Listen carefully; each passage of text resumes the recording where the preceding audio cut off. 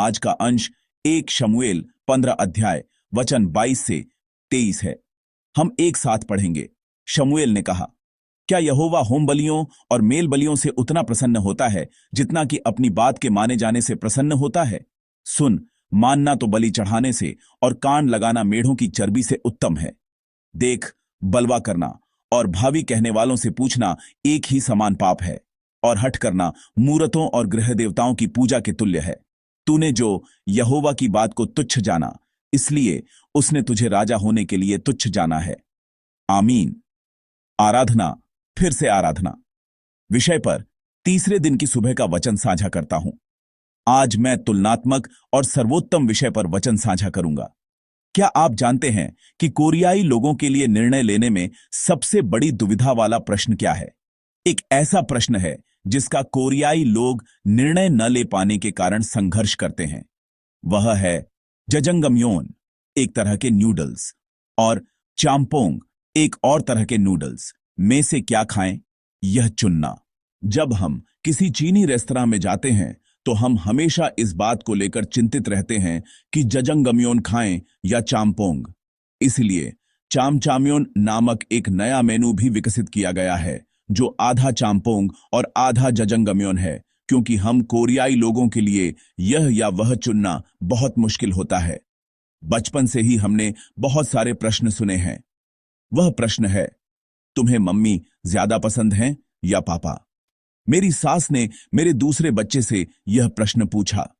भले ही मेरी पत्नी ने उनसे ऐसा प्रश्न न पूछने के लिए कहा, लेकिन बड़े लोग हमेशा ऐसा करते हैं। तुम्हें मम्मी ज्यादा पसंद है या पापा?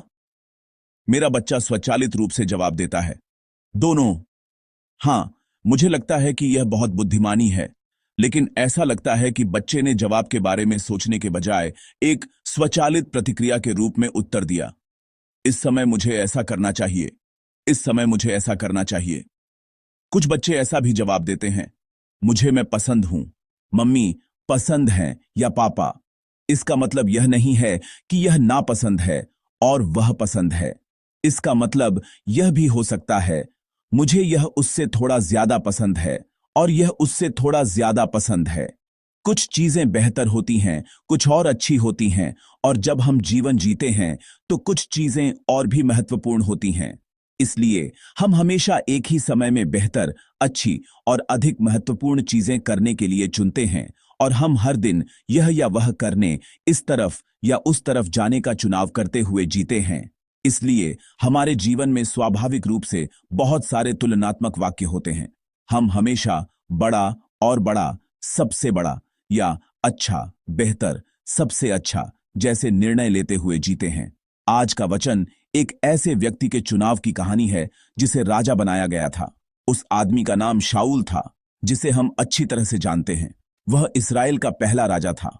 इस्राएल का पहला राजा होने के नाते आप सोच सकते हैं कि उसे लोगों से बहुत सम्मान और विश्वास मिला होगा और उसका नाम बहुत गौरवशाली होगा। लेकिन जैसा कि हम बाइबल का अध्ययन करते हुए अच्छी तरह से जानते हैं, उसकी शुरुआत के विपरीत उसके जीवन का अंत इतना सहज नहीं था। आज का वचन उस क्षण को दर्शाता है जहां शाऊल अपनी ढलान पर बहुत तेजी से नीचे की ओर जा रहा है। शाऊल ने पहले ही परमेश्वर की यह विशिष्ट आज्ञा सुनी थी। हम अक्सर सोचते हैं, अगर परमेश्वर का वचन विशिष्ट होता तो चुनाव करना आसान होता। लेकिन वास्तव में भले ही परमेश्वर का वचन विशिष्ट हो, हमारे लिए उस वचन का पालन करना मुश्किल होता है। हम महसूस करते हैं कि यह हमारी कमजोर और अपर्याप्त प्रकृति है। शाऊल के मामले में भी परमेश्वर का एक विशिष्ट वचन था। परमेश्वर ने शाऊल को बहुत विशिष्ट रूप से बताया था, अब तुम जल्द ही युद्ध करने वाले हो और उस युद्ध में तुम्हें ऐसा, ऐसा और ऐसा करना होगा। यह 1 शमूएल 15:3 में लिखा है। आइए हम इसे एक साथ पढ़ें।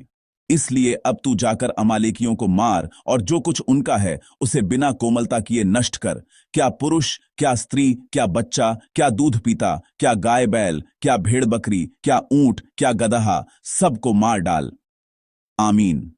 युद्ध से ठीक पहले परमेश्वर का वचन शाऊल को बहुत स्पष्ट और विशिष्ट रूप से सुनाया गया था। उसने कहा कि अमालेकियों पर हमला करो और उनकी सारी संपत्ति को नष्ट कर दो, कुछ भी न छोड़ो, और उसके बाद उसने स्पष्ट रूप से पुरुषों, महिलाओं, बच्चों और यहां तक कि दूध पीते बच्चों का भी उल्लेख किया। और फिर गाय, बैल, भेड़, बकरी, ऊंट और गधों, हर एक जानवर का नाम लेते हुए परमेश्वर ने कहा, सबको पूरी तरह से नष्ट कर दो। आप सोच सकते हैं कि अगर परमेश्वर ने इतना कुछ कहा है तो उसे सुनना चाहिए, लेकिन मनुष्य की पापी प्रकृति ऐसी नहीं है। शाऊल इस तरह प्रतिक्रिया करता है। यह 15वें अध्याय के 8 से 9 पद में है। आइए हम इसे एक साथ पढ़ें। और उनके राजा अगाग को जीवित पकड़ा और उसकी सब प्रजा को तलवार से नष्ट कर डाला, परंतु अगाग पर और अच्छी से अच्छी भेड़ बकरियों, गाय बैलों, मोटे पशुओं और मेमनों और जो कुछ अच्छा था, उन पर शाऊल और उसकी प्रजा ने कोमलता की और उन्हें नष्ट करना न चाहा, परंतु जो कुछ तुच्छ और निकम्मा था उसका उन्होंने सत्यानाश किया। आमीन। शाऊल ने परमेश्वर की विशिष्ट और विस्तृत आज्ञा सुनने के बावजूद उस विशिष्ट आज्ञा के अनुसार कार्य नहीं किया, बल्कि अपने विचार जोड़ दिए। लेकिन अपने विचारों को जोड़ते हुए शायद उसने ऐसा सोचा होगा, मैंने यह सब कर लिया है। उसने शायद सोचा होगा कि उसने परमेश्वर के वचन के अनुसार सब कुछ किया है। ऐसा इसलिए है क्योंकि उसने नष्ट तो किया था, उसने सब कुछ जीवित नहीं छोड़ा, बल्कि अधिकांश को नष्ट कर दिया। शायद उसने सभी लोगों को मार डाला होगा, लेकिन बाइबल कहती है कि उसने केवल राजा अगाग को नहीं मारा, बल्कि उसे पकड़ लिया। इसका मतलब यह नहीं है कि उसने नष्ट नहीं किया, बल्कि यह कि उसने ऐसा किया, लेकिन उसने कुछ अच्छी चीजों को छोड़ दिया। इसलिए शाऊल ने परमेश्वर की आज्ञा का पूरी तरह से पालन नहीं किया, बल्कि कुछ चीजों को छोड़कर अनाज्ञाकारिता का पाप किया। यह अनाज्ञाकारिता वैसी नहीं है जैसा हम सोचते हैं। यह पूरी तरह से अनाज्ञाकारिता नहीं है। यह 100% अनाज्ञाकारिता नहीं है। यह केवल आंशिक अनाज्ञाकारिता है। और यदि आप प्रतिशत में देखें तो यह एक ऐसी अनाज्ञाकारिता है जिसमें शायद 1% या 0.8% ही छोड़ा गया हो। इसलिए यह बहुत बड़ी नहीं लगती, और यह एक ऐसा बिंदु है जहां वह गर्व कर सकता था, मैंने परमेश्वर के वचन का अच्छी तरह से पालन किया है, इस दृष्टिकोण से कि उसने न करने की तुलना में अधिक किया है और परमेश्वर के वचन का पालन न करने की तुलना में अधिक पालन किया है। लेकिन परमेश्वर इस अधिकांश आज्ञाकारिता, इस आंशिक आज्ञाकारिता यानी इस अपेक्षाकृत आज्ञाकारिता का मूल्यांकन कैसे करते हैं? वह इस तरह मूल्यांकन करते हैं। 15वें अध्याय का 23वां पद। आइए हम इसे एक साथ पढ़ें। देख, बलवा करना और भावी कहने वालों से पूछना एक ही समान पाप है, और हठ करना मूरतों और गृह देवताओं की पूजा के तुल्य है। तूने जो यहोवा की बात को तुच्छ जाना, इसलिए उसने तुझे राजा होने के लिए तुच्छ जाना है। आमीन। परमेश्वर इस आंशिक आज्ञाकारिता, इस सापेक्षिक आज्ञाकारिता के क्षेत्र में कोई गुंजाइश नहीं छोड़ते जिसे मनुष्य अधिकांश आज्ञाकारिता मान सकता है। वह दृढ़ हैं। वह शाऊल के कार्यों को विद्रोह के रूप में आंकते हैं और कहते हैं कि यह अनाज्ञाकारिता के समान है और यह ज्योतिष के समान है, और वह इसे हठ के रूप में आंकते हैं और इसे परमेश्वर के सामने जिद्दी होने के रूप में निंदा करते हैं। परमेश्वर दृढ़ता से कहते हैं कि परमेश्वर के सामने यह जिद्दीपन मूर्ति पूजा के पाप के समान है। ज्योतिष और मूर्ति पूजा, क्या ये दो अलग अलग पाप हैं? नहीं, ये दोनों एक ही क्षेत्र में हैं। परमेश्वर का मूल्यांकन यह है कि ये दोनों परमेश्वर का अपमान करने, परमेश्वर का तिरस्कार करने और परमेश्वर को ऐसा मानने के समान है जैसे कि वह मौजूद नहीं है, और ये परमेश्वर के सामने बहुत ही दुष्ट पाप हैं। शाऊल के दृष्टिकोण से वह यह बहाना बना सकता है, मैंने सब कुछ किया है, मैंने केवल 1% छोड़ा है। लेकिन परमेश्वर का दृष्टिकोण दृढ़ है। वह 1% केवल 1% नहीं है, बल्कि यह पूर्ण अनाज्ञाकारिता के समान है, पूर्ण हठ के समान है। और इसलिए परमेश्वर दृढ़ता से कहते हैं कि यह पाप मूर्ति पूजा के समान है। परिणाम यह होता है कि परमेश्वर उसे त्याग देते हैं। क्योंकि शाऊल ने परमेश्वर के वचन को त्याग दिया था, इसलिए परमेश्वर ने भी शाऊल को राजा के पद से त्याग दिया। परमेश्वर के वचन का महत्व ऐसा है। हम आराधना के बारे में सीख रहे हैं, लेकिन जितना अधिक हम आराधना के बारे में सीखते हैं, उतना ही महत्वपूर्ण हमारे लिए यह हो जाता है कि आराधना के क्षण से अधिक हमारे रोजमर्रा के जीवन का क्षेत्र जिसे हम आराधना नहीं मानते थे, अधिक महत्वपूर्ण हो जाता है। यह वह तरीका है जिससे परमेश्वर इस विश्वास रिट्रीट में मुझे और हमें ले जा रहे हैं। जब मैं इस विश्वास रिट्रीट की तैयारी कर रहा था, तो मैंने यह नहीं सोचा था कि परमेश्वर इस तरह से नेतृत्व करेंगे। लेकिन पहले, दूसरे और तीसरे दिन से गुजरते हुए परमेश्वर हमें किस दिशा में ले जा रहे हैं, वह यह है कि हमें न केवल रविवार की सुबह सुबह, बुधवार या शुक्रवार को निर्धारित समय पर, बल्कि हमारे जीवन के सभी क्षेत्रों में आराधक के रूप में जीना चाहिए। इसलिए आराधना, फिर से आराधना, यह विषय हमसे पूछता है कि क्या हम आराधक हैं। आज के वचन के अंत में मैं यह प्रश्न पूछूंगा, क्या हम यहां आराधना सीखने आए हैं? नहीं, हम यह सीखने नहीं आए हैं कि आराधना क्या है, बल्कि हम इस सुबह यह जांचने आए हैं कि क्या मैं एक आराधक हूं। हम इस विश्वास रिट्रीट को यह जांचने के लिए बिता रहे हैं कि क्या मैं अब तक एक आराधक था, और क्या हम अपने जीवन में परमेश्वर के सामने आराधक के रूप में जी रहे हैं। परमेश्वर हमें उस दिशा में ले जा रहे हैं। इसलिए परमेश्वर उन लोगों से प्रसन्न नहीं होते हैं जो आराधना की ढाल का उपयोग करते हैं, आराधना का बहाना बनाते हैं और परमेश्वर के वचन को लापरवाही से सुनते हैं और परमेश्वर के वचन का लापरवाही से पालन करते हैं। वह यह नहीं चाहते हैं। वह उस बहुमूल्य आराधना की भी उपेक्षा करते हैं, उसे तुलनात्मक बना देते हैं और हमें बताते हैं कि हमें एक आराधक के रूप में अपने रोजमर्रा के सामान्य जीवन में कैसे जीना चाहिए। परमेश्वर ने ऐसा मूल्यांकन क्यों किया? उन्होंने शाऊल की उस छोटी सी अनाज्ञाकारिता की इतनी कड़ी निंदा क्यों की? इसका कारण 1 शमूएल 15:22 में प्रकट होता है। आइए हम इसे एक साथ पढ़ें। शमूएल ने कहा, क्या यहोवा होम बलियों और मेल बलियों से उतना प्रसन्न होता है जितना कि अपनी बात के माने जाने से प्रसन्न होता है? सुन, मानना तो बलि चढ़ाने से और कान लगाना मेढ़ों की चर्बी से उत्तम है। आमीन। यहां हम एक ऐसा वचन बता रहे हैं जिसे हम बहुत अच्छी तरह से जानते हैं। परमेश्वर को क्या पसंद है, यह यहां प्रकट होता है। हम बच्चों से पूछते हैं, तुम्हें मम्मी ज्यादा पसंद हैं या पापा? लेकिन हम अक्सर इस बात को लेकर उत्सुक नहीं होते कि परमेश्वर को क्या पसंद है।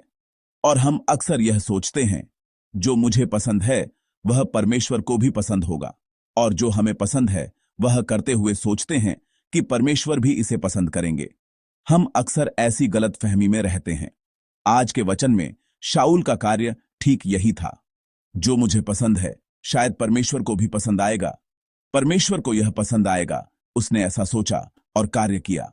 उसने अपनी मर्जी से सोचा और कार्य किया कि परमेश्वर के वचन का पूरी तरह से पालन करने के बजाय कुछ जानवरों को बचाकर, कुछ अच्छे जानवरों को बचाकर बलि चढ़ाना और आराधना करना परमेश्वर को अधिक पसंद आएगा। लेकिन परमेश्वर ने ऐसा नहीं सोचा। परमेश्वर को क्या पसंद था? वह कह रहे हैं, मुझे होमबलि और मेलबलि से ज्यादा अपनी आवाज सुनना पसंद है। हमारे प्रभु कह रहे हैं, मुझे अपनी आवाज, अपने वचन का पालन करना और उसका अनुसरण करना, आज्ञा मानना और कार्य करना अधिक पसंद है। मैं प्रभु के नाम से आपको आशीष देता हूं कि आप यह निर्णय लेकर जाएं कि परमेश्वर को क्या अधिक पसंद है। परमेश्वर स्पष्ट रूप से कह रहे हैं कि उन्हें यह पसंद है। यहां एक तुलना आती है। आराधना के साथ आने वाली तुलना ठीक यही है। आज्ञाकारिता बलिदान से बेहतर है। हमारे सामान्य दैनिक जीवन में परमेश्वर के वचन को सुनना और उसके अनुसार जीना, वह बलिदान आराधना से बेहतर है। और सुनना, परमेश्वर के वचन, परमेश्वर की आवाज पर ध्यान देना और परमेश्वर की आवाज सुनने की कोशिश करना, वह किसी भी मोटे मेढ़े की चर्बी से कहीं बेहतर है। बाइबल ऐसा मूल्यांकन करती है। इस वचन के सामने हम थोड़े हैरान हो जाते हैं।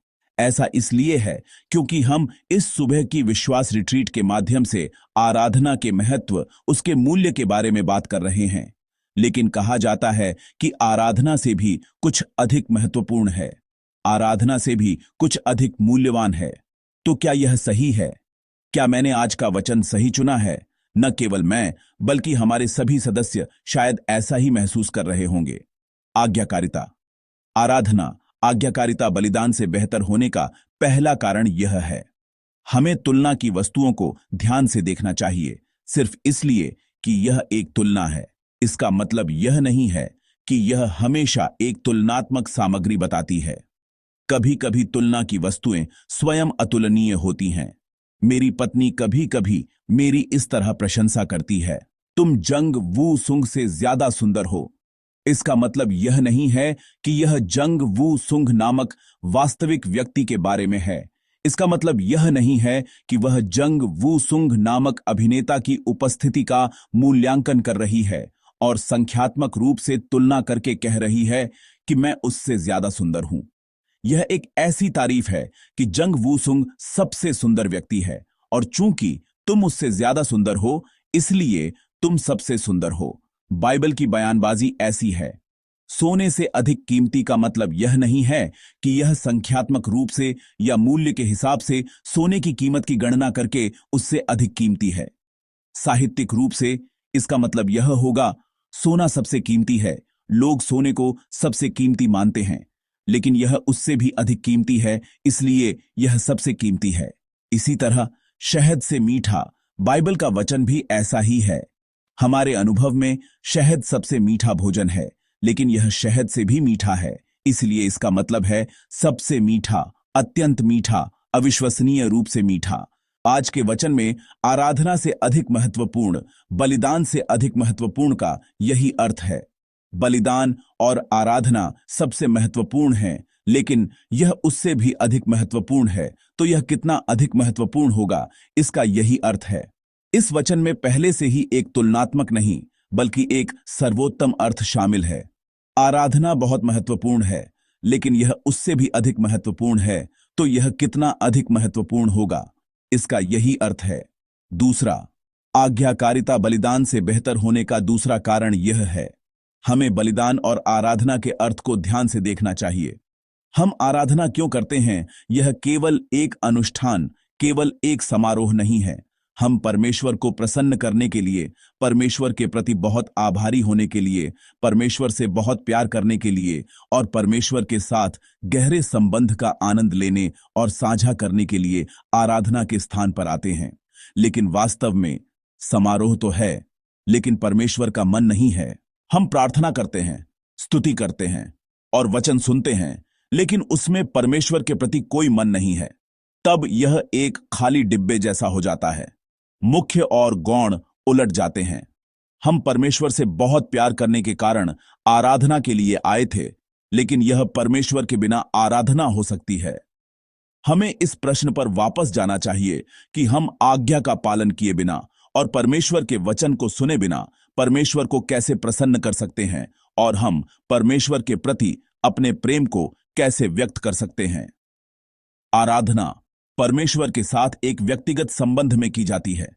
यह केवल एक समारोह नहीं है, केवल एक अनुष्ठान नहीं है, बल्कि हमें हर कदम पर परमेश्वर से मिलना चाहिए और उस परमेश्वर की आराधना करनी चाहिए जो हमारे दिलों को गहराई से छूता है। इसीलिए बलिदान और आराधना का अर्थ, हम आराधना क्यों करते हैं, यह इस प्रश्न पर वापस जाता है। क्या यह आज्ञाकारिता के बिना संभव है? क्या यह परमेश्वर के वचन को सुने बिना संभव है? रोमियो 12:2 कहता है, आइए हम इसे एक साथ पढ़ें।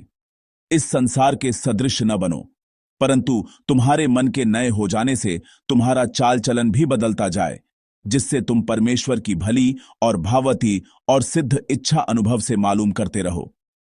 आमीन। कल हमने इसी वचन से सीखा कि आत्मिक आराधना क्या है। हमने कहा कि आत्मिक आराधना यह है कि हम यह पहचानें कि परमेश्वर की प्रसन्न करने वाली इच्छा क्या है और हमेशा यह सोचते हुए परमेश्वर के पास आएं कि परमेश्वर को क्या पसंद आएगा, परमेश्वर किससे प्रसन्न होंगे। जब हम इस मंदिर में आराधना करने के लिए इकट्ठा होते हैं, तो हम यह सोचते हुए परमेश्वर के पास आए होंगे, परमेश्वर किससे प्रसन्न होंगे? क्या वह मेरी स्तुति की आवाज से प्रसन्न होंगे? क्या वह मेरे प्रेम की स्वीकारोक्ति से प्रसन्न होंगे?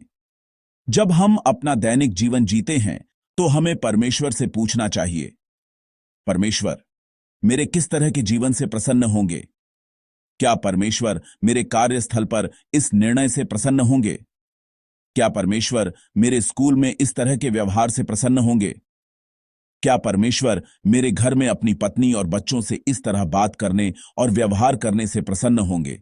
वह क्षण ही आत्मिक आराधना है। ऐसा इसलिए है क्योंकि परमेश्वर की इच्छा, परमेश्वर को प्रसन्न करने वाली चीजों को पहचानना ही आराधना का सार है। अब हम तीसरे बिंदु पर आते हैं। आज्ञाकारिता बलिदान से, आज्ञाकारिता आराधना से बेहतर होने का तीसरा कारण यह है, हमें आराधना और आराधक के बीच के अंतर को ध्यान से देखना चाहिए। इस विश्वास रिट्रीट को आगे बढ़ाते हुए मैं आज सुबह, कल रात से आज सुबह तक दृढ़ता से महसूस कर रहा हूं कि परमेश्वर हमें इस दिशा में ले जा रहे हैं। क्या होगा अगर ऐसा होता है? आराधना है लेकिन आराधक नहीं है। हालांकि ऐसी चीजें नहीं होनी चाहिए, लेकिन यह हमारे जीवन में और हमारी आराधना में अक्सर होता है। आराधना है लेकिन मैं आराधक नहीं हूं। हालांकि यह बहुत दुखद है, लेकिन यह होता है। परमेश्वर क्या खोजते हैं? हमने यूहन्ना 4:23 से पहले दिन इस समय वचन का अध्ययन करते हुए सीखा। आइए हम यूहन्ना 4:23 को एक बार फिर से पढ़ें। परंतु वह समय आता है, वरन अब भी है, जिसमें सच्चे भक्त पिता की आराधना आत्मा और सच्चाई से करेंगे, क्योंकि पिता अपने लिए ऐसे ही आराधकों को ढूंढता है। आमीन। यहां यह स्पष्ट रूप से लिखा है, परमेश्वर आराधना की तलाश में नहीं है। यदि वह आराधना की तलाश में होते तो वह अच्छी तरह से आराधना करने वाले लोगों, एक अच्छी स्तुति मंडली या एक अच्छी तरह से गठित स्तुति टीम को इकट्ठा करते। और यदि हम केवल एक वीडियो अपलोड करते या केवल एक रिकॉर्डिंग अपलोड करते तो परमेश्वर प्रसन्न होते। लेकिन परमेश्वर आराधना की तलाश में नहीं है। परमेश्वर आराधना करने वाले लोगों की तलाश में है। परमेश्वर मुझे जो आराधना कर रहा है उसकी तलाश में है। आज का बाइबल वचन स्पष्ट रूप से कहता है कि वह आराधकों की तलाश में है। यह आराधना नहीं है, यह आराधना करने वाला व्यक्ति है। यह मैं हूं जो आराधना कर रहा हूं। इसलिए हम यह प्रश्न पूछते हैं, तुम्हें मम्मी ज्यादा पसंद है या पापा? जैसे हमने बच्चों से पूछा, हमें इस प्रश्न पर वापस जाना चाहिए जो हमने बचपन से सुना है कि कौन सा बेहतर है, कौन सा अधिक अच्छा है। क्या यह एक अच्छी आराधना का मुद्दा है या एक अच्छे आराधक का मुद्दा है? क्या यह एक अच्छी आराधना का मुद्दा है या एक अच्छे आराधक का मुद्दा है? आराधना की तुलना क्यों की गई? आराधना की तुलना आज्ञाकारिता बलिदान से बेहतर है, इस अभिव्यक्ति से क्यों की गई? इसका कारण यही था, आराधक के बिना आराधना के कारण, क्योंकि जो व्यक्ति परमेश्वर के वचन को सुनने की कोशिश नहीं कर रहा था, उसने आराधना के बारे में बात की। इसलिए यह दुखद वचन आज्ञाकारिता बलिदान से बेहतर है हम तक पहुंचा है। आराधक के बिना आराधना। हमारी आराधना कैसी है? हम जो आराधना करते हैं वे इस प्रकार हैं। रविवार की दिन की आराधना, हमारी अगली पीढ़ी भी उसी समय युवाओं के लिए रविवार की चौथी आराधना करती है। फिर शाम की आराधना और सुबह की आराधना। इस साल से अधिक लोगों के भाग लेने के लिए बहुत बहुत धन्यवाद। बुधवार की पहली और दूसरी आराधना। बुधवार को हम बाइबल का अध्ययन करने के अर्थ में और थोड़ी कठोर हो सकने वाली पुस्तक साझा करते हुए आगे बढ़ते हैं। पहले की तुलना में लगभग 2 गुने लोग भाग ले रहे हैं और विशेष रूप से बुधवार की दूसरी आराधना में लगभग 40 लोग केवल स्तुति में खड़े होते हैं। शुक्रवार की प्रार्थना सभा, यह उत्साहपूर्वक स्तुति करने और उत्साहपूर्वक प्रार्थना करने का समय है। इस समय भी जब मैं पहली बार हमारे चर्च में आया था, उसकी तुलना में लगभग 3 गुना अधिक लोग भाग ले रहे हैं और वे इतनी उत्साहपूर्वक प्रार्थना कर रहे हैं कि मैं चिंतित हो जाता हूं। मुझे प्रार्थना कैसे रोकनी चाहिए? हमारे कर्मचारियों को कब घर जाना चाहिए? और हम छोटे समूह की आराधना, मंत्रालय टीम, कोई मोम, भक्ति सभा और पारिवारिक आराधना जैसी विभिन्न आराधनाओं के माध्यम से परमेश्वर के पास जाते हैं। लेकिन क्या होगा अगर इन आराधनाओं में भी आराधक के बिना आराधना हो? मैं प्रभु के नाम से आप सभी को आशीष देता हूं कि आप अपनी आराधना के सागर को देखें और जांचें कि क्या कोई आराधक है। क्या मैं एक आराधक हूं या क्या केवल आराधना ही है? और यह संकल्प लें कि हे परमेश्वर, मैं इस मंदिर के अंदर एक आराधक के रूप में आराधना करूंगा और इस मंदिर के बाहर भी एक आराधक का जीवन जीऊंगा। आइए हम एक साथ स्तुति करें। आइए मैं एक आराधक हूं कि गीतों के बारे में सोचते हुए एक साथ स्तुति करें। मैं परमेश्वर की आराधना करने वाला एक आराधक हूं। मैं जहां भी खड़ा हूं, हर जगह परमेश्वर की आराधना करता हूं। मेरी आत्मा पवित्र अनुग्रह की ओर, मेरा मन सिद्ध परमेश्वर की ओर। इसी जगह, इसी समय मैं परमेश्वर की आराधना करता हूं। मैं परमेश्वर की आराधना करने वाला एक आराधक हूं। मैं जहां भी खड़ा हूं, हर जगह परमेश्वर की आराधना करता हूं। मेरी आत्मा पवित्र अनुग्रह की ओर, मेरा मन सिद्ध परमेश्वर की ओर। इसी जगह, इसी समय मैं परमेश्वर की आराधना करता हूं। इस समय हम एक साथ प्रार्थना करेंगे। आराधना है, लेकिन आराधक नहीं है। हमने इतनी बार आराधना की है, लेकिन अगर परमेश्वर मुझसे ऐसा कहें तो क्या होगा? हे प्रभु, मैं एक आराधक बनूंगा। मैं आत्मा और सच्चाई से आराधना करने वाला आराधक बनूंगा। इस समय हम संकल्प लेते हैं कि हम अपने जीवन के स्थानों में भी आराधक के रूप में जीएंगे। हमें ऐसा जीवन जीने में मदद करें। आइए हम एक साथ प्रभु का नाम पुकारें और प्रार्थना करें। प्रभु, धन्यवाद। आराधना है, लेकिन आराधक नहीं है। अगर आप हमारे चर्च के बारे में या हमारे बारे में ऐसा कहें तो क्या होगा? हम इस वचन को भय और कांपते हुए हृदय से ग्रहण करते हैं। प्रभु, हम आराधक बनेंगे। हम आत्मा और सच्चाई से आराधना करने वाले आराधक बनेंगे। हे परमेश्वर, हम अपने शरीर को एक जीवित पवित्र बलिदान के रूप में अर्पित करने वाले आराधक बनेंगे। हम न केवल चर्च में, बल्कि अपने जीवन के स्थानों में, अपने घरों में, अपने कार्यस्थलों में और अपने सीखने के स्थानों में परमेश्वर की आराधना करने वाले आराधक के रूप में जीएंगे। हम यह पहचानते हुए कि कौन सा जीवन प्रभु को प्रसन्न करता है, यह सोचते हुए कि परमेश्वर को क्या पसंद है, वह करते हुए जो परमेश्वर को पसंद है, और वह साझा करते हुए जो परमेश्वर को पसंद है, एक आराधक बनेंगे। प्रभु, हमें आराधक के रूप में बुलाएं और हमें हमेशा आराधक के स्थान पर खड़े रहने दें। हमें हमेशा अपने जीवन के स्थानों में आराधक के रूप में खड़े रहने दें। धन्यवाद। हम अपने प्रभु यीशु मसीह के नाम से प्रार्थना करते हैं। आमीन।